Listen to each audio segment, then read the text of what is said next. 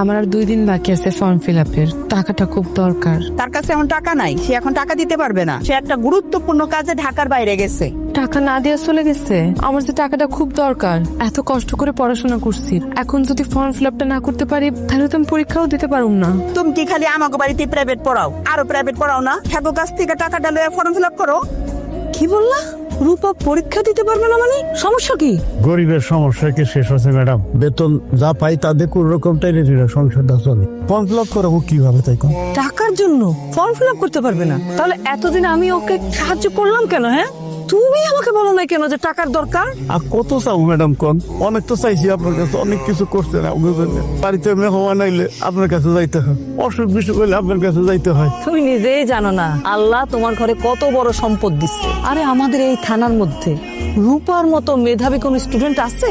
আর সেই মেয়েটার জীবন তুমি নষ্ট করে দিতে চাইছিলা? এখানে 1000-5 টাকা আছে, এটা রাখো, কালকে কিন্তু ফর্ম ফিল আপ করে ফেলতে বলবা।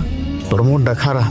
গরিব মানুষের আবার মন খারাপ হয় নাকি? সবাই যদি পড়াশোনা করে তাহলে মানুষের বাড়ি কাজ করবে কে? তুই কোনো চিন্তা করিস না মা, তোর ফর্ম ফিল আপের জন্য টাকা দিছে, আরো কইছে তোর ভালো করে পড়াশোনা করতে। আব্বা, তুমি তার কাছে আবার কেন টাকা চাইতে গেলা? একটা মানুষের কত দিবে? আমার জোর করে টাকাটা দিল।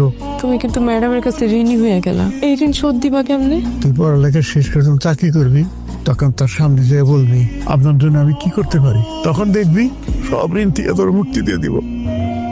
সারাক্ষণ দেখতে ইচ্ছা করে তোমার। আমারও তো চাই সারাক্ষণ তোমার সাথে থাকতে। তুমি তো দূরের মাইয়া হইয়া একটা হেডমাস্টার নিয়ে পোলার পিছনে এই বাইকে ফেরতা চোখের লিখা, হ্যাঁ?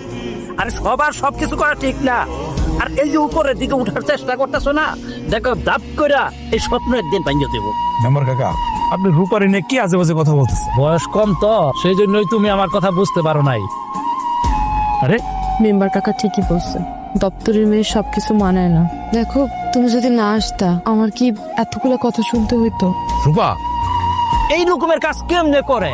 আপনার মান সম্মানের দিকে একটা বার তাকাইলো না, হ্যাঁ? আরে দেশে এত মায়া থাকতে তুই কেন ওই দপ্তরি মেয়ের সাথে প্রেম ভালোবাসা করো? কিভাবে মুখ দেখাবো আমি সমাজে? যে স্কুলের প্রধান শিক্ষক আমি, সেই স্কুলের দপ্তরের মেয়ের সাথে আমার ছেলের প্রেম ভালোবাসা? আমার ছেলেকে এভাবে স্বাধীনতা দিলাম আমি, আর এই স্বাধীনতার প্রতিদিন আমার রবিন আমাকে এভাবে দিল।